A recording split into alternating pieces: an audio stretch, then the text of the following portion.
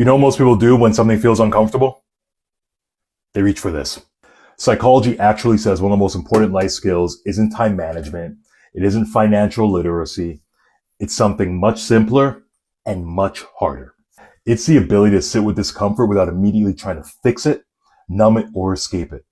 And when you think about it, most of our habits are just different ways of trying to avoid discomfort. We scroll, we snack, we distract ourselves, we overwork, we jump to solutions before we even understand the problem. Here's the thing. Growth almost always lives in the moment right before we try to escape, before we try to change the subject, before we reach for our phones, and before we try and leave the conversation. You know that uncomfortable moment that many of us try to avoid?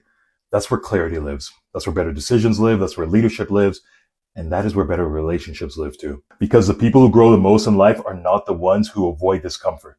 They're the ones who stay with it long enough to learn something from it. So the next time something feels uncomfortable, pause, take a breath. And instead of asking, why me? Or how quickly can I get out of this? Ask yourself a better question. What could this moment be teaching me? What lesson could I learn from this? We've all survived every uncomfortable experience we've ever encountered.